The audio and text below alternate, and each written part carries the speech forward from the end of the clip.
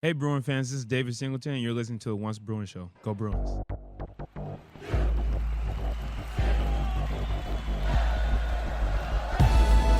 You're listening to the What's Bruin Show, part of the What's Bruin Show network, with your hosts, Jake Berryfield and Mike Regalado, and occasionally some friends, talking all things UCLA sports. And now, it's time for the What's Bruin Show. Well, hello, and welcome to What's Bruin. I'm your host, Jake Merrifield, and I'm back from vacation. And I'm here tonight with my good buddy who's on the phone. It's Mike Regalado from Bruin Report Online. Mike, how are you doing?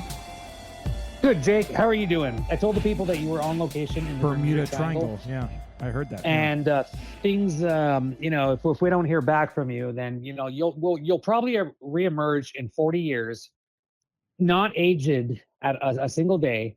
But yeah, you'd probably come back from some weird Bermuda Triangle thing. But yeah, I posed this question to the audience.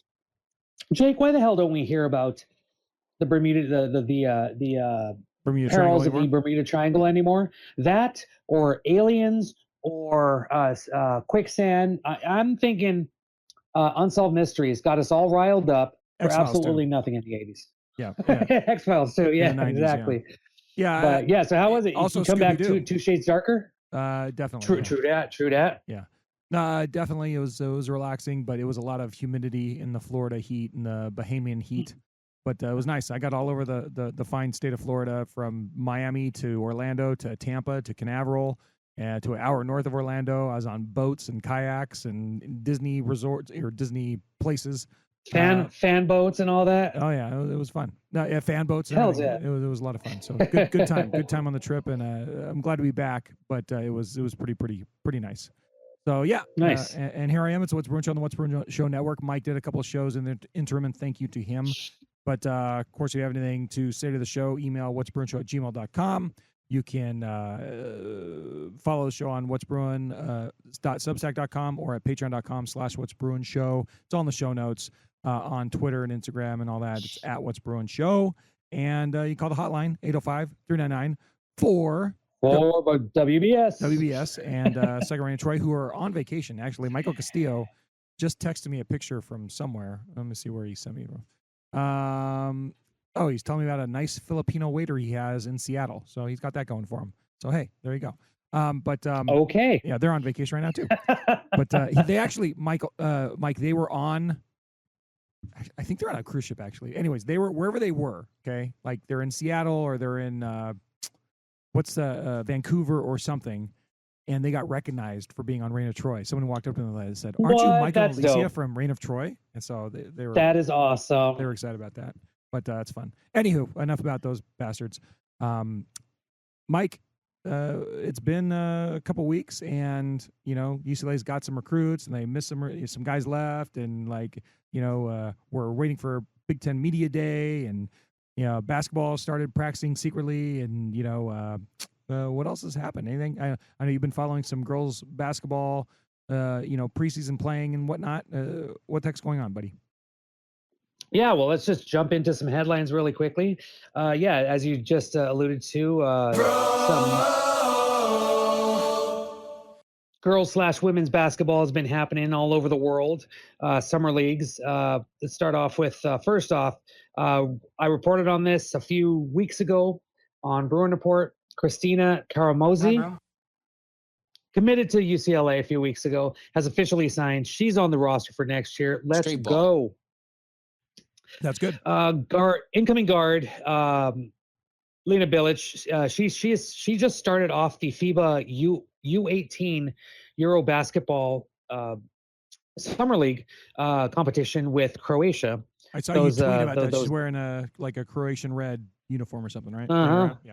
Yeah, man, I want to go to Croatia. I mean, just to see the fact that they have completely hogged the coastline from Bosnia, and just give them on this little port, and they're just like, nah, these beaches are ours. I kind of want to go to Croatia. I may be going next year. You can tag along, Mike, if you want to, Mike. What? I may be going next year. We'll see. Dude, that would be I have dope. no idea where I'm going, but I'm going somewhere, and it's going to be in Europe. I've been wanting to go there, the Grecian islands, Hungary, Budapest. I've been to the Londons and the Parises. Berlin, I still got to go to, but I digress. So she started her FIBA U18 campaign against Denmark with 32 points, 5 rebounds, 7 assists, and 5 steals in a 100-98 win. Barely got that win, but yeah, she balled out for Croatia. So yeah, she should be pretty good. She should be pretty good. So so there's that going on for the women's team. The Amerigold Cup just finished up as a Team USA. They took the gold with Gianna Neekins, incoming transfer guard from Utah, helped in the AmeriCup. And Gabriela Jaquez, they unfortunately they lost in their semifinal game, but they still had one more game against the Dominican Republic in the third place game and ripped them a new one with an 84-54 win. So yeah, a few Bruins in summer league competition, and yeah, the basketball never stops here. Been pretty fun to watch. I personally like these tournaments. I haven't been able to see all of them, but just the competition that you see on the international level, which is going to really take shape for the next Olympics. And I had this thought recently. We could probably see a few Bruins on the Team USA representing the red, white, and blue in Los Angeles in 2028. It's very cool. Okay, well that's good, Mike. Do you have anything else headline wise? Oh, do I? Nice. Jake, we've all been watching the recruiting class rankings, the commitments that have been coming into UCLA. Well, nothing has been made official yet, but 24/7 Sports is pretty spot on with their crystal ball predictions. Yeah. And this one came out. Did it come out today? Yesterday? It came out yesterday around noon. Crystal ball prediction for 4-star defensive edge Carter Gooden out of Marion, Massachusetts, Tabor Academy. If this holds up, this will be the fifth, I believe. Yeah, fifth 4-star commit for UCLA in the 2026 recruiting class cycle. This will also be in the Deshaun Foster era. If we get that commitment from Gooden, he will be the highest rated commitment for the Bruins. He's number 69 nationally, number 9 defensive lineman in the country, and the number 1 prospect out of the state of Massachusetts. Sorry, I've been listening to a lot of Dropkick Murphys lately. Yeah. Football hotbed up there in Massachusetts. He committed away. Yeah. So anyway, sorry. Yeah, the Bruins are just absolutely killing it. Just it's so bizarre what we're seeing this year as compared to last year, when Deshaun Foster had a late start. Now, given that he's had just over a year, Jake, what the hell, man? This is an amazing pull for the Bruins and what we have, what we could expect in the future. I mean, you talked about it the last time you were on the show, but it's not stopping. That's a good thing. This wasn't just a surge like a few weeks ago with 3 or 4. This is ongoing. This is incredible. What are your thoughts? It's good. We're not going to know anything until they actually get here and actually start playing for the Bruins. And this is all stuff talking about the 2026 class too. So there's a long way between now and then. But it's better it's like this than it is the other way, where there's absolutely no interest at all and they have no prospects and they're not offering anybody and there's just nothing to be excited about at all. So I mean, it's a huge turn from where we've been the last number of years, and just from that standpoint, it's refreshing. I never, I spent a long time not getting excited about recruits because, number one, you don't really know how they're going to be until they're actually playing for the team that you like. Mike. Yeah, where are you, Mike? So it's like I'd play, but I think that one's broken on the board. But it's just I'm excited about the activity, and that is very, very cool. Obviously, I reserve judgment on any one of these guys in particular until they're actually playing. Right? It's a lot easier for me to get excited about Nico. God damn it. Iamaleava. Yeah, Iamaleava. It's a lot easier for me to decide about that Nico coming because we already seen him play. He's an incoming transfer. He's going to be playing in a couple months. And, there's a lot more kind of straight lines you can draw there.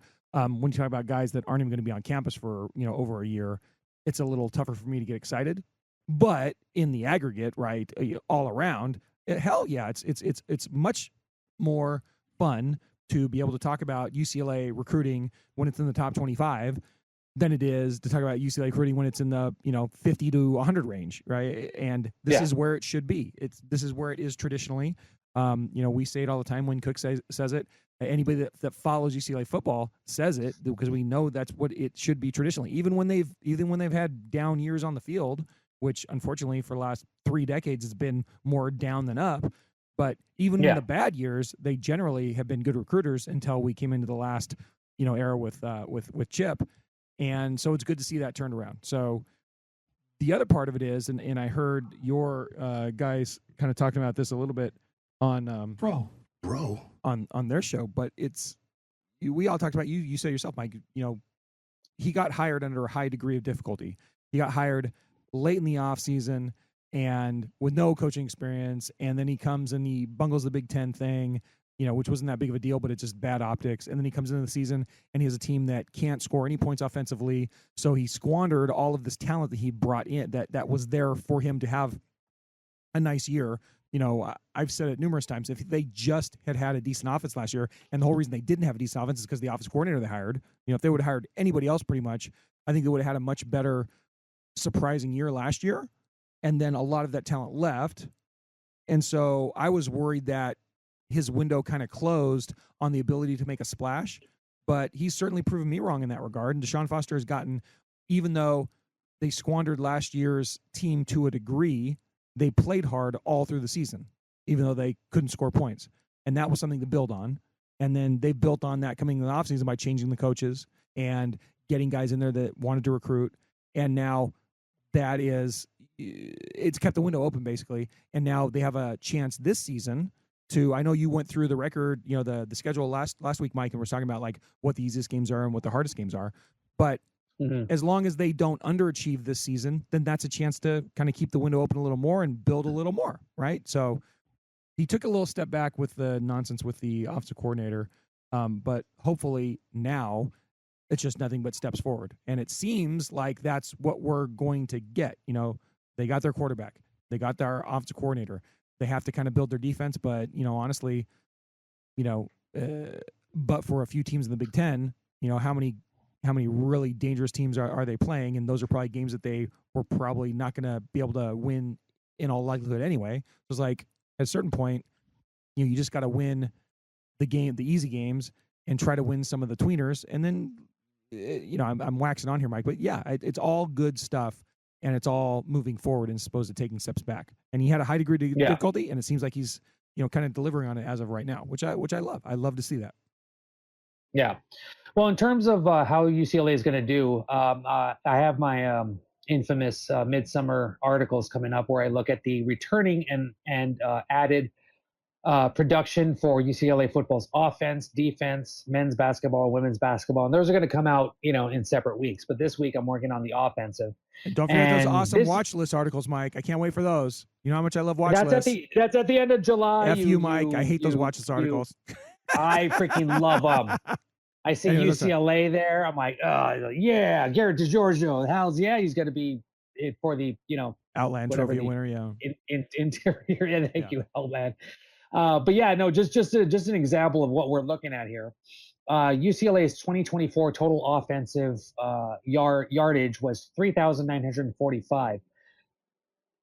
With what they're returning as well as what they are adding from the transfer, this is good because it's they combined for 4,217, which is more than last year, but I think any competent team would have had more than 3,945 yards last year. But still, with what they're returning and adding, they're at 106.9% clip from last year.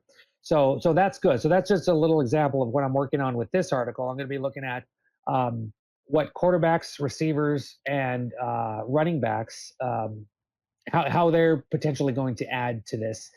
So yeah, no, I actually really love doing these articles midsummer. One, because it's well, we need content, but no, it's just a good way to see how this could possibly fit for UCLA. Still, we don't know. It's all speculation. It's fantastic, but yeah, that's what I've been working on with Bruin Report, and those are some of my opinions for now. But Okay, Mike. Well, that's good. Let's close down the headlines and get into some football talk. 'Cause I know there's a few things you want to talk about with that. Blue 32, Blue 32, California, California, hood, hey! Football. So, Mikey, we are, in the month that actually Big Ten Media Day is going to happen, which is crazy. It's in Vegas this year. I really, really, really wanted to go, but it's kind of an impossibility for me now at this point, given what my situation is at work. So I'm kind of bummed about that. I'm probably not gonna be able to go to another media day for I don't know, till I retire, which is 4 or 5 years from now. So that's kind of a bummer in my book. But with that being said, we still get to watch some Big Ten Media Day. That'll be exciting. And what'd you think about the fact that Nico's going to Big Ten Media Day, by the way, big guy? Because I was pretty excited about that. yeah, traditionally you have someone that has been with the team, a senior or junior, an upper class leader, someone that is proven, might be on some watch lists, which you hate, Jake. Everybody's me watching Nico. I guarantee you that they're either love watching him or hate watching him. Yeah, but clearly he is. He's the star. He hasn't thrown a pass for UCLA. He hasn't ran a single yard for UCLA. But obviously the expectations are there, and it's helping fuel the hope that hopefully doesn't kill, but it's fueling this progression forward for UCLA football. And why wouldn't you? That would be, that would be such a Chip Kelly thing to do, to not have Nico Iamaleava. Nothing against Jalen Berger. I guarantee you, Nico would not be going if Kelly was the coach. I guarantee that. But Deshaun Foster gets it, despite his gaffe, his faux pas last year. I'm sure he's going to be better, as I said last week on the show. No, you want the headlines. You want to get attention to UCLA. So this is a strategic, PR move. This is a great move for UCLA. You have to have one of the most intriguing players, not just on your team, but in the nation, especially with what a lot of people have said with him, the quote unquote baggage that comes along with him. Yeah, of course. Why wouldn't you? And then, but let's not forget, you also have my boy Garrett DeGiorgio, who I'm rooting for, as well as John Vaughns, who has been a staple on the defense. So no, it would have been ridiculous if Deshaun Foster did not have Nico Iamaleava going to Big Ten Media Days. Yeah, it would be ridiculous, but like you said, if Kelly was the coach, he wouldn't have gone. So no, I'm excited too. And it's a huge opportunity for Nico and for Deshaun to make some headlines. But it's also a huge opportunity for them to go into the season with a big flop on their record, giving people something to talk about. So I'm hoping it goes well for the UCLA guys in that regard, because we already saw what happens when they screw up a Big Ten Media Day. And that wasn't fun. It became the entire talking point heading into the season, and then unfortunately weren't able to do enough stuff early to kind of reverse those headlines. I think by the end, everybody was like, okay, well, I guess we can give Deshaun a pass on that season, but it was some pretty heavy baggage early on. So it's certainly an opportunity. I hope that they are able to be successful with that. But I'm excited about that. It should be fun to see what everybody has to say about that. And of course, it's going to lead to a lot of negative UCLA talk from all the goofballs that wanted to talk shit. But especially like the Feinbaum types or the hater types that want to see him fail. But hey, I mean, it's going to be like this all season, so you might as well get used to it early, I guess. Right? Yeah. Yeah. Unless they start winning, turning some heads, then it's going to be like, oh, wow, I didn't expect this from UCLA. Yeah. Well, no, they have that opportunity. We're going to talk about that in a minute. Like, they absolutely have the opportunity to flip the narrative around. But going into the season, it's going to be all about Nico being there. He was, a distressed asset. He's not making as much money as he would have in Tennessee. He ran away from Tennessee. All the, his gamble on making more money and didn't work out. The whatever the rumors were about him holding the Tennessee hostage last year during the playoff and all that stuff. All that stuff is going to come up, and it's going to be what people will talk about heading into the season. Once the season starts, then it's going to be based on how he plays and how the team plays. I can't wait for that part. But I think this is better to give them the opportunity to go out there and make a splash and get in the public eye, as opposed to like hiding from it or running from it, right? So it's good. I'm looking forward to it. I'm hoping it's not too difficult for them when they're actually at media day. It's not too negative, right? We'll see how it goes. Mikey, you talked last week or the week before, I think it was last week, about the relative strength of the schedule, and you're using Connolly's S&P Plus for that to say, oh, well, they're playing this team and they're here in the rankings, and UCLA's there in the rankings, and what have you. And you picked out your toughest three, or easiest three, I want to say. I think it goes without saying Ohio State, Penn State were two of the toughest three. What was, you remember your third one? Yeah, those Indiana? Are good. The number 10 in the rankings from easiest to hardest was Indiana, then Penn State and Ohio State. And how can you not? Because those it's kind of like teams, a no-brainer for those ones, right? Yeah. Yeah, exactly. Especially since, as I said, Ohio State is number 1 and Penn State is number 3 in the SP Plus. So yeah, that's going to be if UCLA could pull one of those two games off, it's like game over. Just like, oh yeah, just put all your money, bro. That's into worth UCLA. Yeah, that's worth like either of those wins would be worth 2 wins at least, right? Just because of the press and pump they get off it and the juice they get off of it for sure. I mean, not that we're expecting that because we aren't. Yeah, I mean the Ohio State game is going to be tough in general, not just because it's Ohio State, but because it's at Ohio State in mid-November. So temperatures could be what UCLA is not used to. I said that there was glimmer of hope with the Penn State game, and now that they're at the Rose Bowl, that's an early game. So I don't know, maybe something can happen, but I doubt it.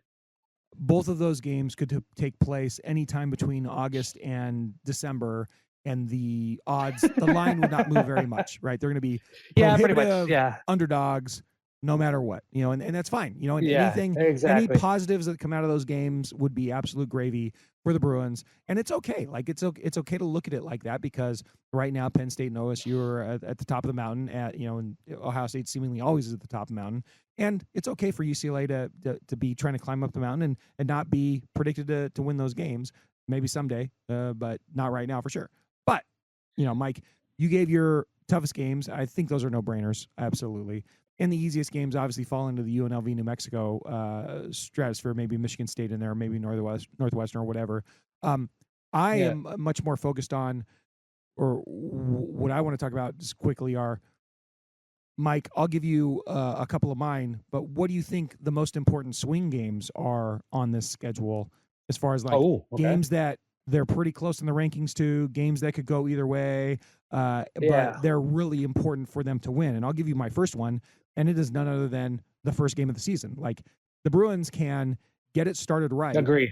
By beating the Utah Utes. What is a Ute? Do I have the Utes up here on the board? I don't know if I do, but we all know what the soundbite is. What is a Ute? Did you say Utes? And what is a Ute? Yeah, if they don't win that game, then it has a chance for whatever negativity did build in August over the Nico situation, over the UCLA football situation, to kind of grow in a bad way. But if they win that game, then all of a sudden now, off on the right foot, you have a couple easy games after that you should be winning, and now all of a sudden you beat Utah, you're solidly looking at a high probability of 3-0.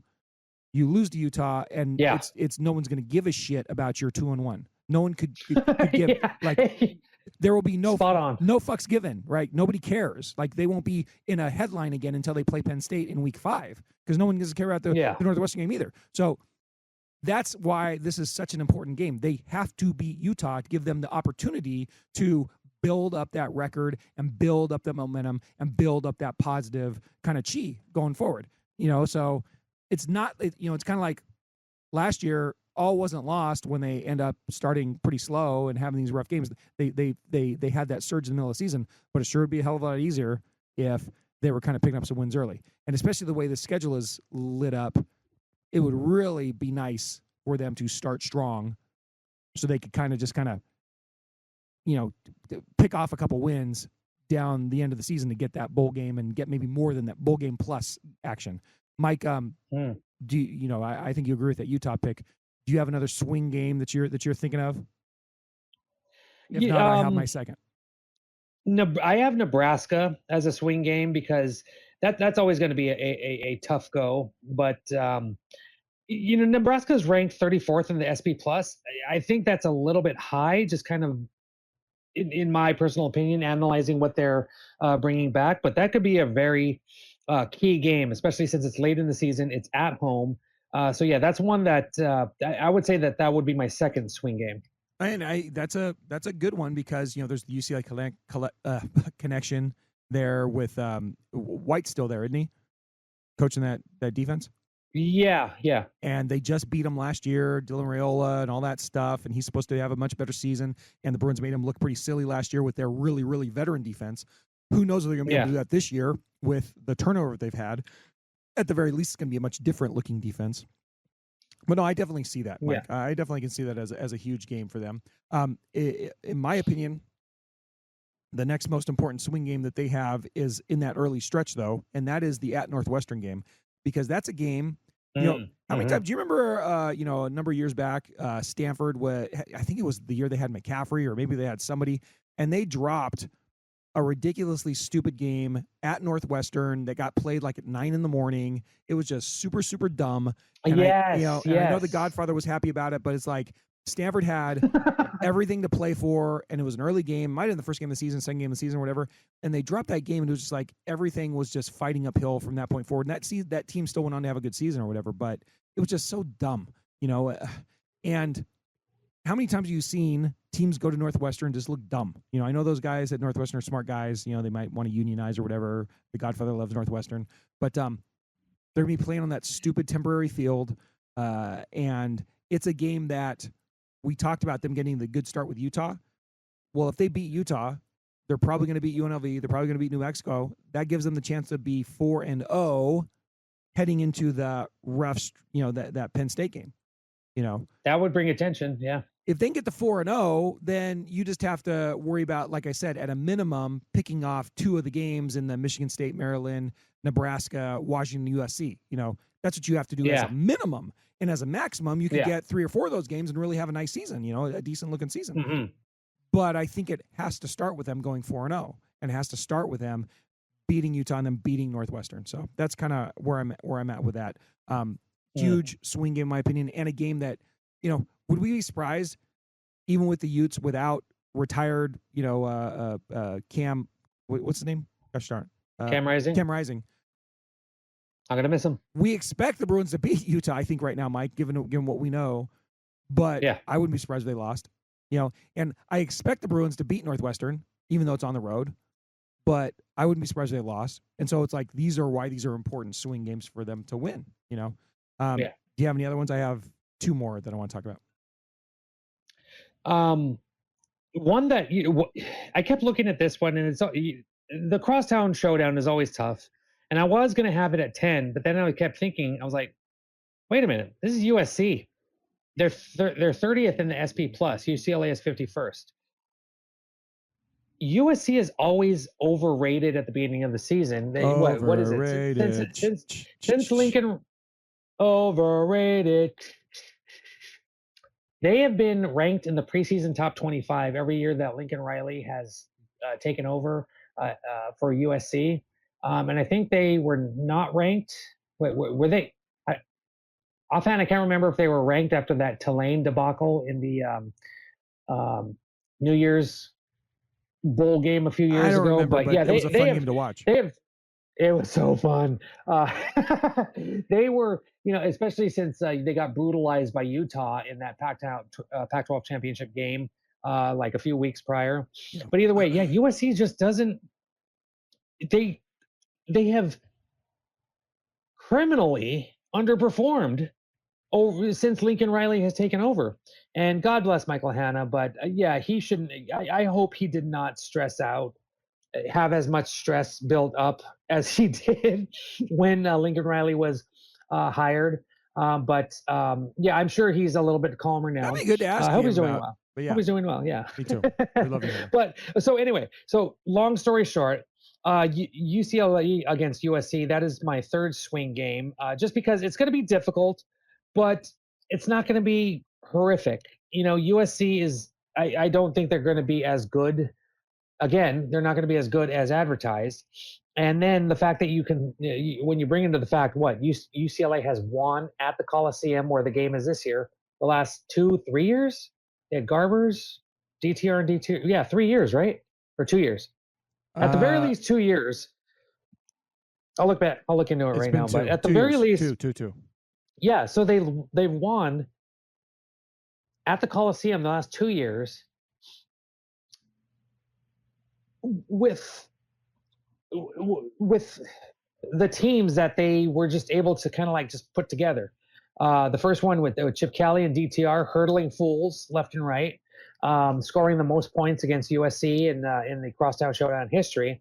And then Ethan Garber just coming out of nowhere and just like, yeah, I'm just going to be like punk y'all.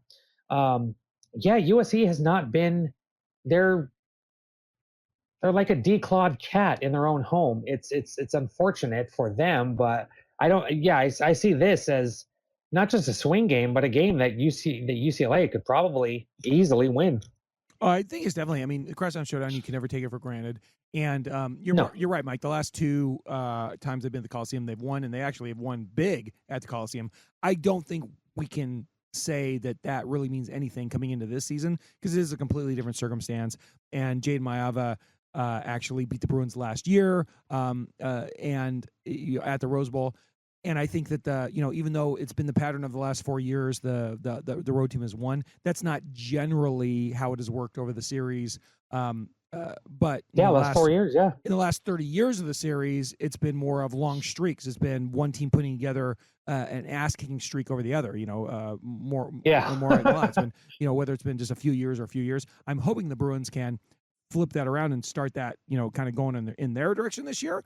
But with that being said, I think that, and I'll hit my last two swing games here because one of them is the SC game and the other one is the Washington game, which is right before it.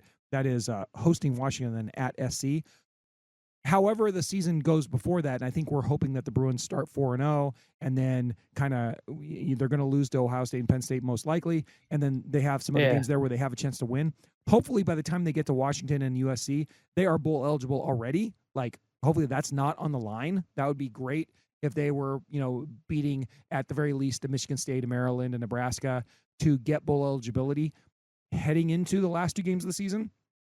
But even if they aren't, that's what the opportunity is going to be. But SC is always and forever going to be their big rival, and that rivalry game always means something. So it's always a swing game as far as the positivity people feel about the program. They beat SC, and the fans just feel so much better about where the program is heading into the offseason because it's generally speaking one of the last games of the season. So that's one part of it. And so I don't need to say that much about that. The other one with Washington is Washington, as we've seen in the last month and a half, 2 months, they're in so many different battles with Washington over recruiting. Like, wouldn't it be great if they could just put their best foot forward and put their foot right onto the neck of the Washington Huskies and say, hey, you know what? All these guys are we're battling with all, for all these recruits with you guys. Well, F you, we're going to keep taking guys, going back some years, Miles Jack from the Washington area and the other guys. And, all the guys locally, they need to come to UCLA and not go to University of Washington. And that's where I think that could be a big, positive swing for the Bruins at the end of the season. Just to send them off into the hopefully the postseason, whatever bowl game they go to. But with the regular season going, that will, I think, just lead to a lot more positivity around the program if you're beating Washington, who you're on all these recruiting battles with, and then of course if you beat SC, which always is important. Yeah. And Jake, really quickly, just to go back to something you said really quickly. Yeah. If UCLA goes 2-1 going into that Northwestern game, but let's say even 3-1, like nobody's going to care. Like if they lose that game to Utah and then win the next 3 against, not great teams, that's just what you're supposed to do. But I just kind of like looked at the schedule. If by chance UCLA wins their first 4 games, loses to Penn State, and then beats Michigan State and then Maryland heading into that Indiana game, they're going to be 6-1. Yeah. That's 6-1. Yeah, bowl eligible, 6-1. That's going to be like insane. Like, and that's, I want to say it's us being overly optimistic, but is it really? Because that's the thing that I said too. A lot of these easier games are in the beginning, are more towards the beginning of the season. The harder part of the schedule is the second half of the season. But geez, how much momentum will that give UCLA being 6-1 heading into Indiana? Well, what you have to realize is that is the best case scenario, right? 6-1 is probably as good as they could possibly do. However, if they did go 6-1, it's also probably true that they will absolutely go 7-3. They're probably going to lose the Indiana game and they're definitely going to lose the Ohio State game.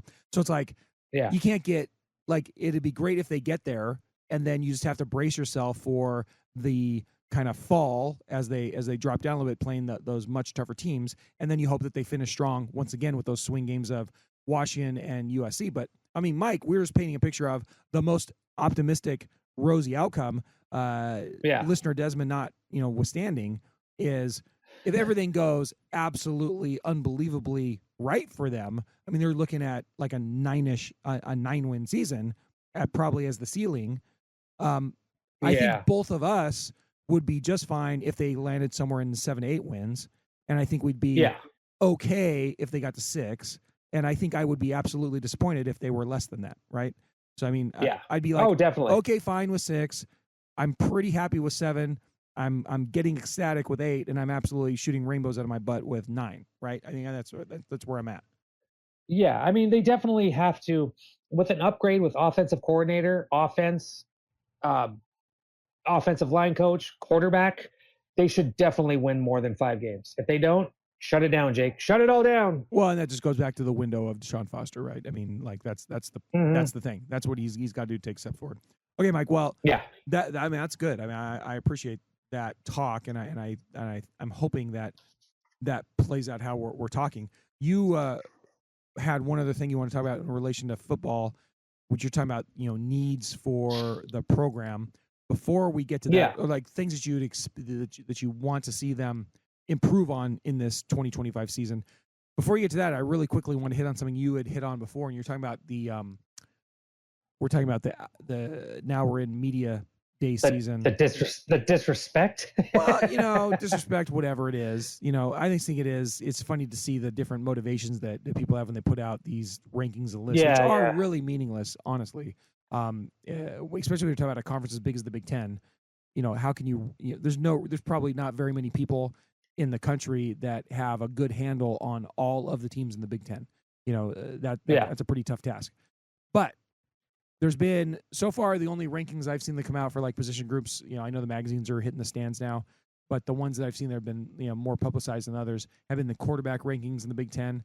And our guy, Nico, Iamaleava, he has been landing somewhere in the neighborhood of as high as 3 or 4 and as low as 9 or 10, and I think it's much easier to make a case for him to be in the top third of the Big Ten than it is to say that he's a middling Big Ten quarterback or a back end Big Ten quarterback. I think if you're going to put him in the middle or at the back end, you have some sort of axe to grind.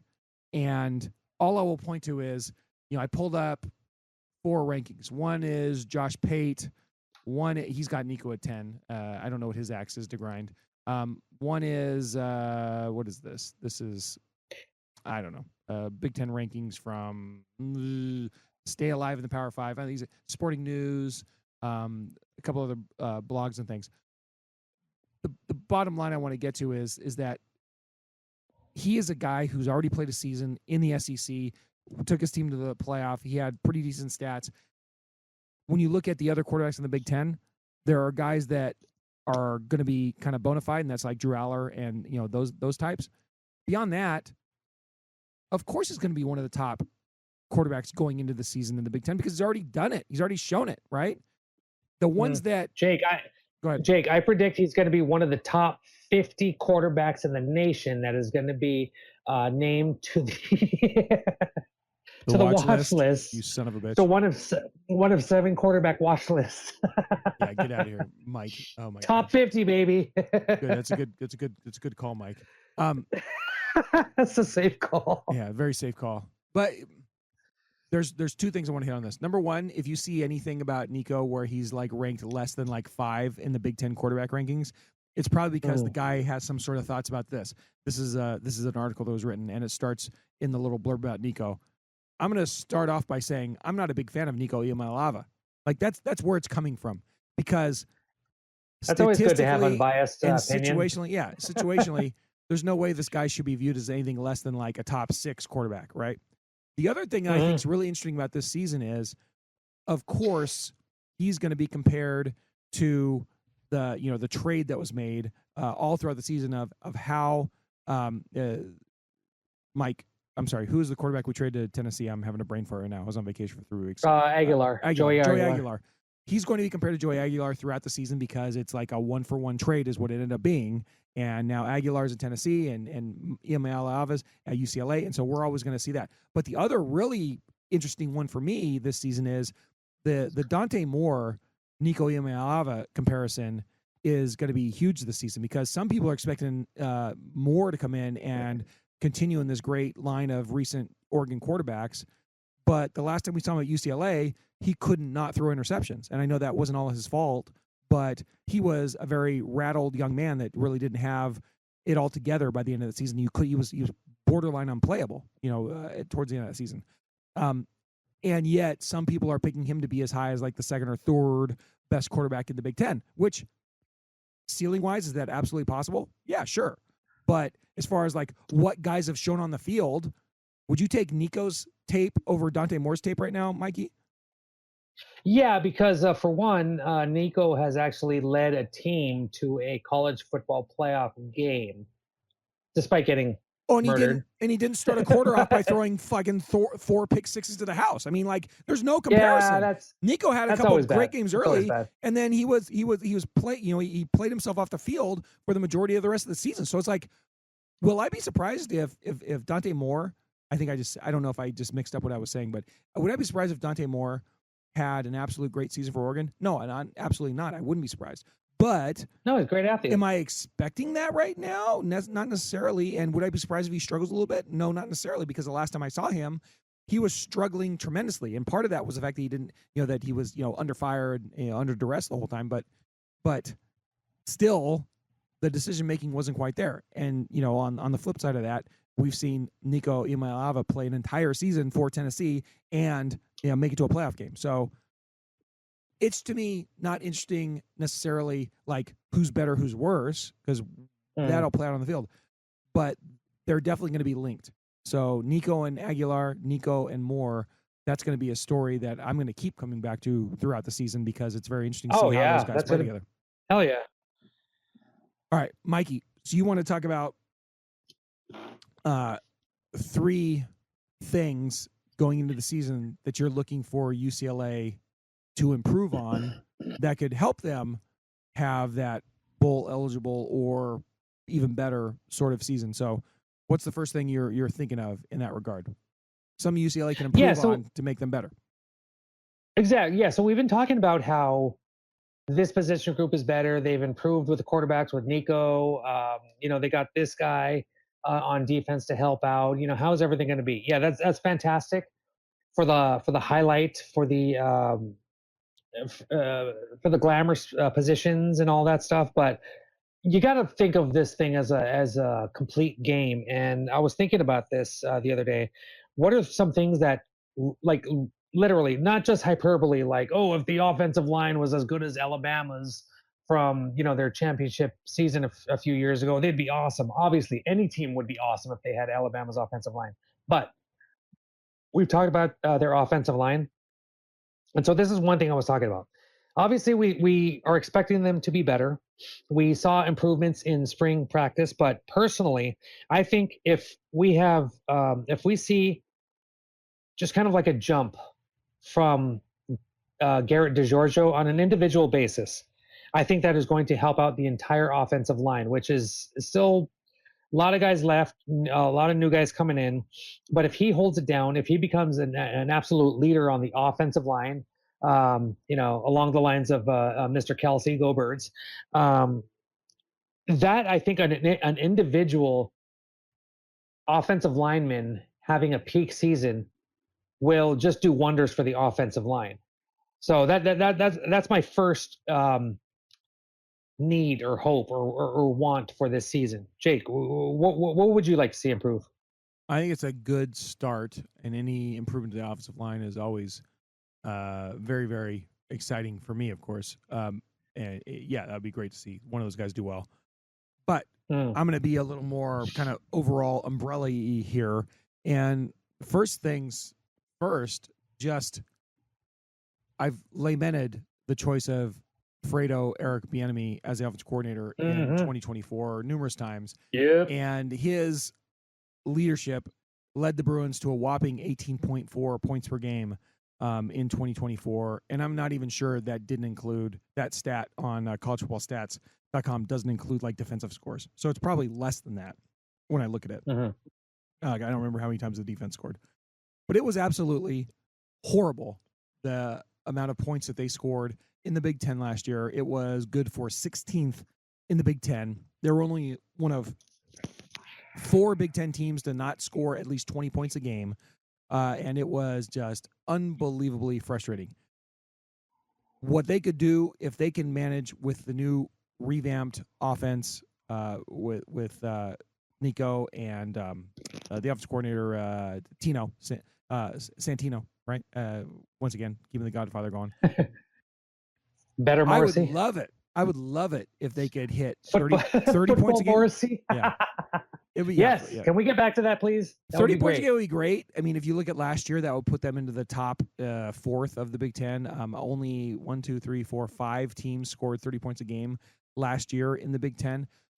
But they don't even need to improve that much to have, market improvement from a team that only scored 18 points a game. So, I mean, if they get, in the 26 to 28 range, I would be absolutely thrilled, I think. And if they got over 30, then, oh my God, I mean, once again, we're talking about rainbows out of our butts. That'd be super, super cool. Yeah, exactly. But the offense just taking a huge step forward would be, step one for me to see this team improving. Mikey, what's your second one? My second one is I would like to have a Skynet, both in evil intent as well as I'm using ChatGPT metaphorically. Yeah. Exactly. I'm building Skynet one question at a time.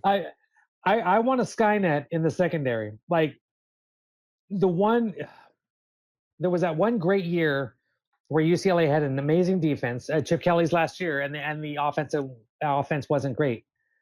And it was in the years before that, the defense wasn't great. But the one highlight from that was that rushing defense was pretty freaking amazing. Although stout up the middle, we could say that a lot of that was because teams knew that UCLA had a crap secondary, so they passed on them more than they ran. But at the same time, every time they ran, they couldn't do anything.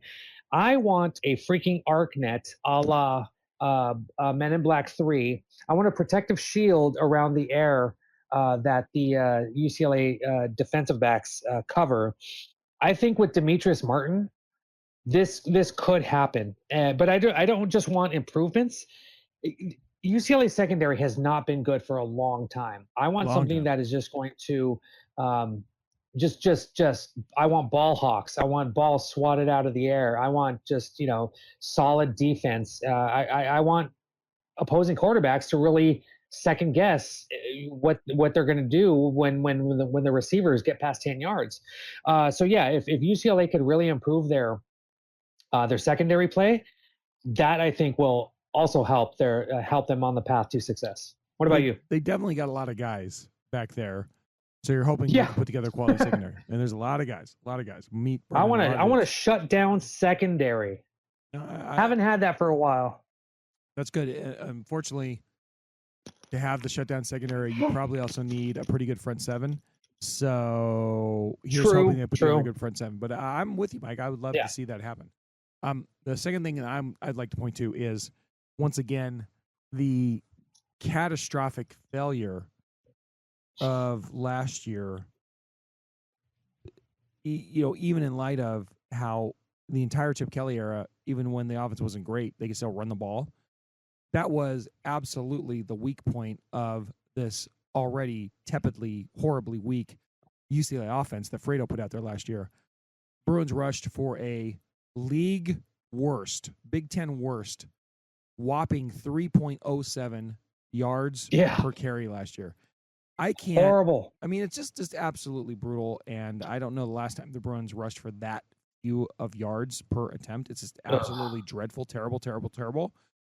So if they can just get that into the normal range, if you get to 4 yards a carry, you're right in the middle of the Big Ten.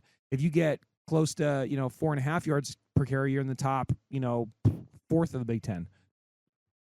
Just get over 4 yards a carry, for Christ's sake. Just get to normal. Just get to absolutely okay, that's what most teams can do. And I think that is going to make it so much easier for the rest of your offense. So, yeah, people are like, oh, the offensive line played so bad last year. Oh, my gosh, it was so terrible. What changed, though? It wasn't all the offensive linemen. It was the coaching. It was Eric Bieniemy. It was like, so hopefully if they vanquished him, they got rid of him, launched him into the sun, which thankfully Deshaun did right after the season ended. Tino can get the offensive line back to where it was to some degree under Kelly, at least from the degree, the standpoint of them being able to rush the ball. They weren't perfect offensive lines, to be sure, but they could at least run the ball normally. With Sean Foster as your head coach, it'd be nice if you could run the ball. That was his calling card, right? He's a running back. So all of those things, for a variety of reasons, would make it very nice for the Bruins to have a decent running game. And I'm not even going to, demand it needs to be the best in the Big Ten. It just needs to be respectable. Just get back to respectable, and we're okay. Just get the offensive scoring to respectable, and we're going to be okay. Like, really, that's where I'm at. So, the run game, the points, get to respectable. Mikey, one more. Last one, special teams. This isn't just an offense, defense game. You need special teams. And scholarship long snapper. I absolutely number one long snapper in the nation, baby. If UCLA, okay, all the weirdness with Jeff Ulbrich and Mora at the end of that tenure got weird. We could have had the beard grasping, that whole recruiting day where UCLA had the number one linebacker, and then he went to Georgia, and then he's like now a super stud. But Jeff Ulbrich had an amazing defense and linebacking core, but he was also a very freaking amazing special teams coordinator. And I hope that UCLA can,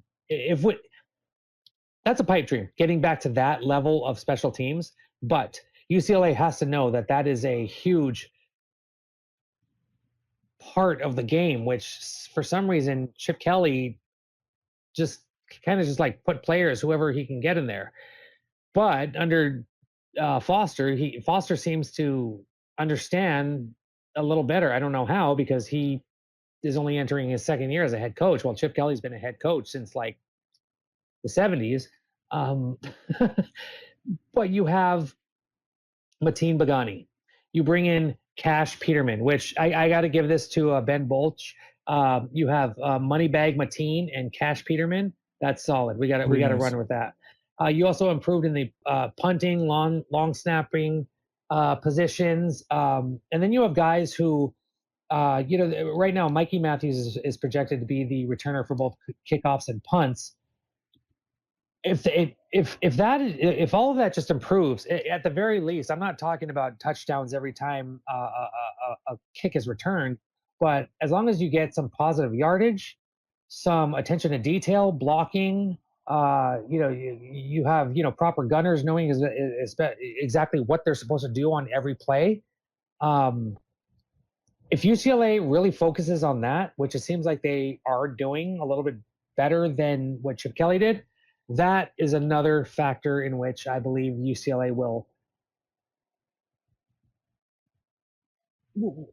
it will help them lead to a successful season. No, I think What's your third? No, that's totally fair. And special teams is just more about attention to detail than is to anything. Once you have the requisite guys, and it's like, Fatim Bagani is a great kicker. Like, they're going to have a great special teams just because they got that guy as their kicker. I'm not sure how the punters are going to do this year, but you get a decent kicker and you get some decent return guys. And Mikey Matthews is transferred from Cal. Go Bears. Go Bears. Just competent to good, and you're going to be ahead of the game right there, right? So, I mean, I agree with you wholeheartedly on that, Mike. My last one is really just, once again, just going to the umbrella part of this thing, the overall stats. The defense. The last year, UCLA's defense, they gave up 25 points a game. I think a lot of that was pretty much, a big chunk of it was because of how bad the offense was. It put them into bad situations quite a bit.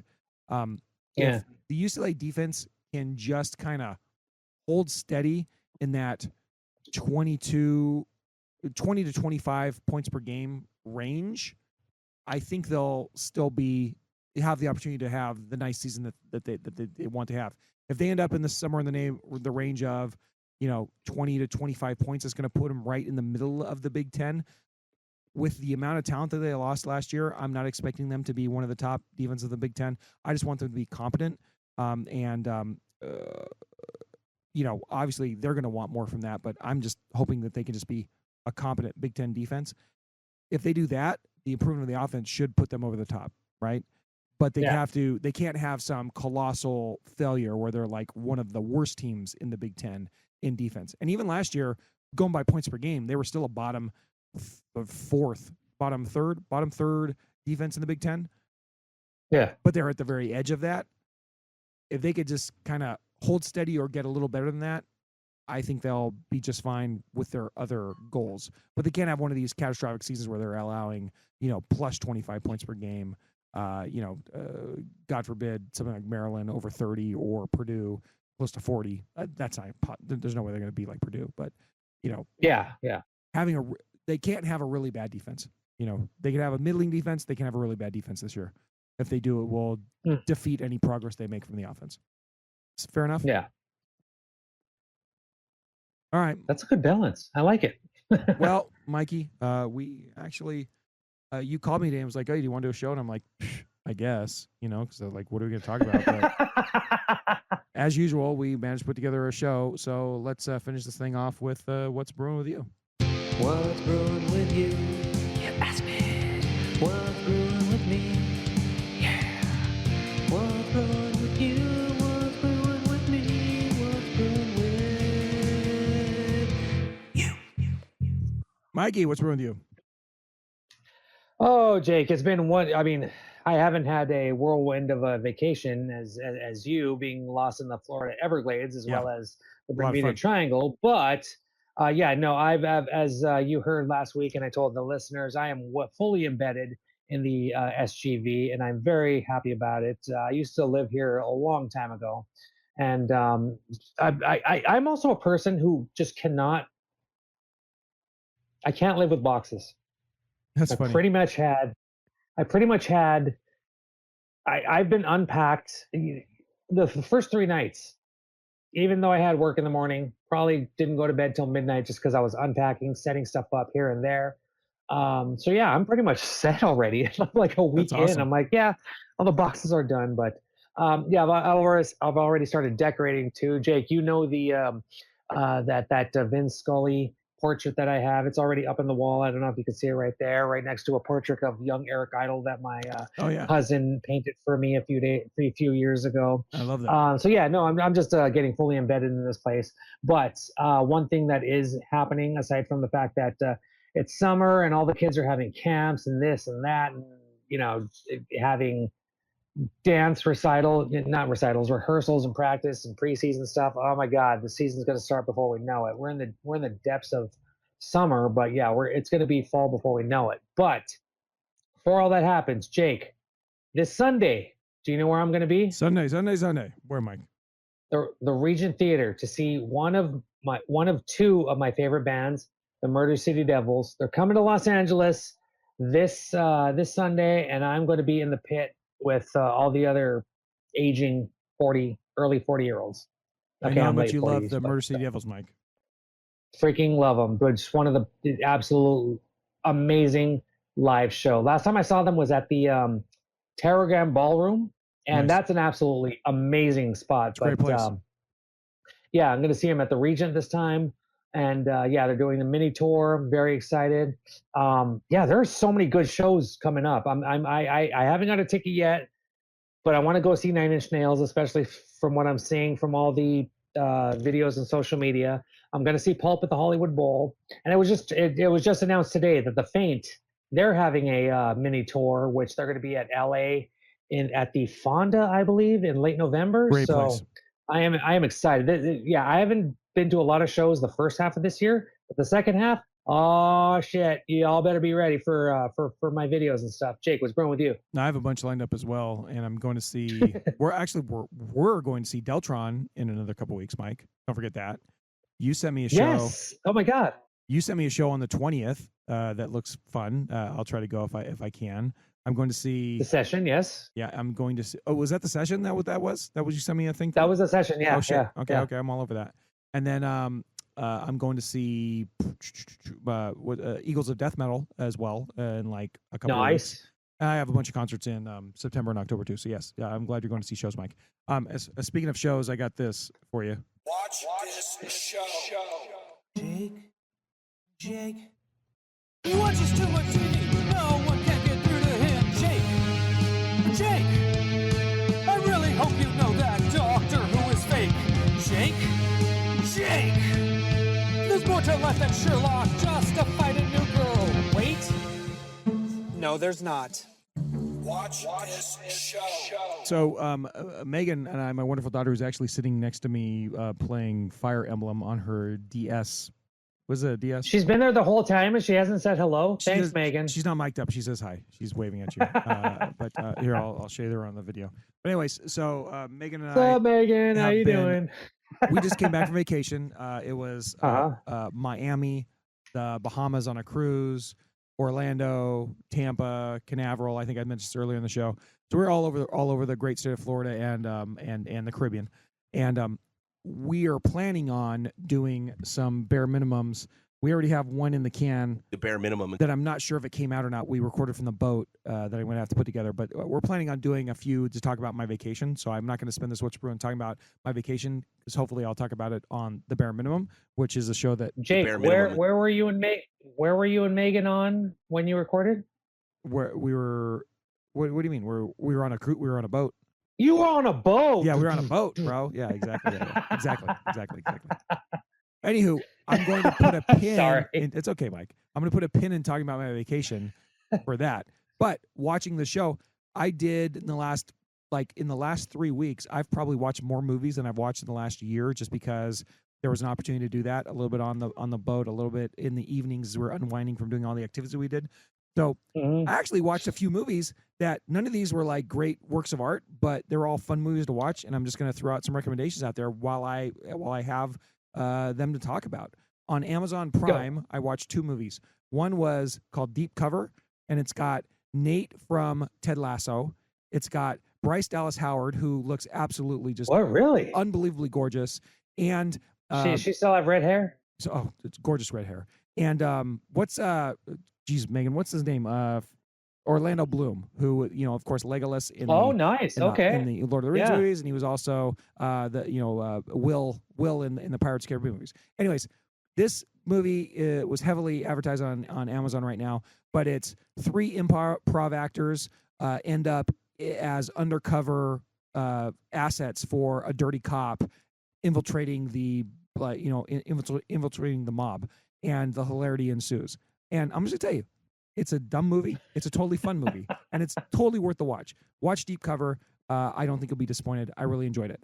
The other one that was on Amazon that's been like heavily pumped up was Heads of State, which I didn't like this movie as much as I like Deep Cover, but I still like this movie quite a bit. And it's John Cena and Idris Elba and what's the Jonas wife? Oh, really? Whoa. What's her name?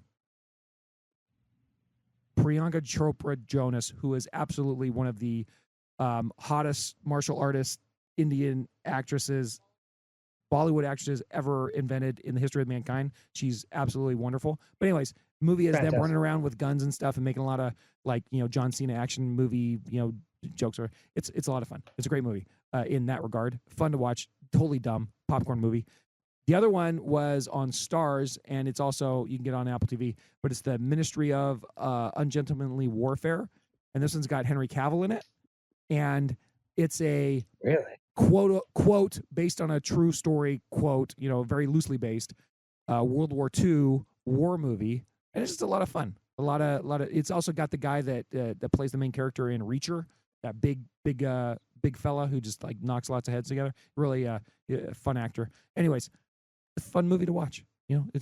So those are 3 movies that are out right now that I really enjoyed just watching. You don't have to think about them too much, and very well executed. I was very pleasantly surprised.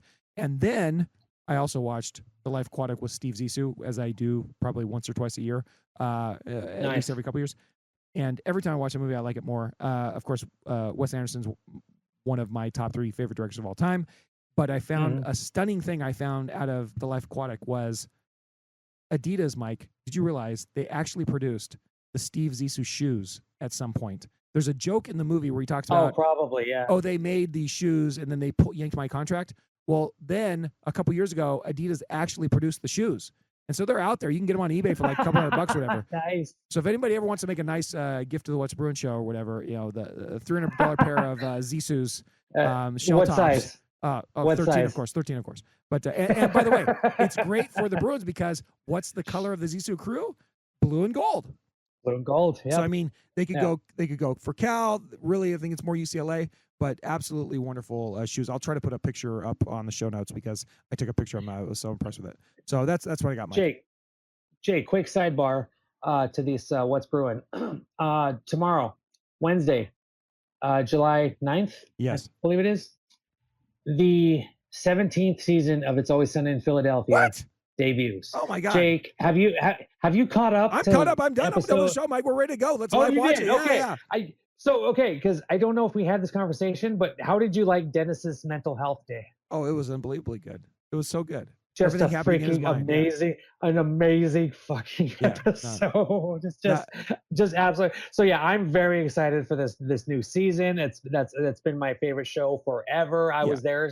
So they're doing like what? It's just only season 17, but yeah, they just had their 20th anniversary. Obviously, they had a few seasons where they, just delayed it or whatnot. But yeah, it took you forever to get into that. I told you about this show. Mike was an early adopter, and I never watched it until the last 2 years, and I watched all of them in the last 2 years.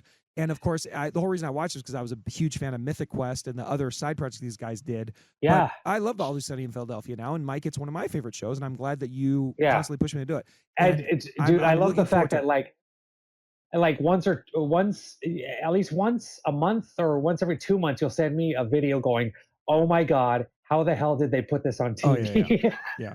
Oh, and on the What's Bruin Twitter feed, I swear to God, I don't really tweet that much anymore, but really the only thing I retweet now is like that Charlie feed that just has random shit. And I'm just like, I love this. I'm going to retweet this shit. And so it's great. It's great. It's great stuff. Positivity. Oh, dude. And apparently I just saw this earlier too. The band Portugal the Man? Yes. I think it was this season at the Hollywood Bowl, but they did a cover of Dayman. What? And Charlie Day was actually on stage playing it on the piano with Portugal the Man. I'll send you the video, but I was like, this is awesome. Oh, that's so yeah, I just retweeted a Nightman quote today, I think. That's beautiful. All right, Mikey. Good stuff. Let's finish this, and then I'm sure we'll have something to talk about next week. And then after that, it's going to be Big Ten Media Day, and there's going to be nothing but talking about UCLA football. I'll tell you what, Mikey, I have a little bit, I felt, I'm hoping that I'm feeling right now, you're helping me not lose my mojo. I lost my mojo. Because for the last couple months, I've been losing my mojo about, just, sports and whatnot, whatever it is, that part of the year. I'm hoping to get fired up for UCLA football as we head into, late July and early August, and I don't see how we can't. So I'm looking forward to it. So let's keep it going. And, Mikey, until next week, when we're back here, maybe you'll be over here at the house.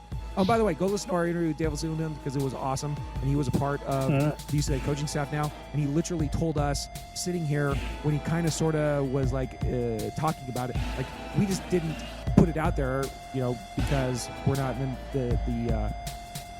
the mode of news breaking. But like, he was telling us all about it when he was sitting in the studio. Sphere. It was great. It was great. So that was fun. It was fun to really see that come to fruition, and we're looking forward to that. But that interview was awesome. Yeah. Let's go back and listen to our Singleton interview. But with that being said, Mikey, until next time, what do we say, brother? Go Bruins. And screw you both. Thanks, bye. Good evening. Smoke 'em if you got 'em. That was the What's Bruin Show. Oh my God. Try us tomorrow. Same bat time, same bat channel. It's got to be in or out, Mom. In or out. Well, I need the door closed. Thank you for your cooperation. Dude, bro, we play some ball on the West Coast. The final word is boob.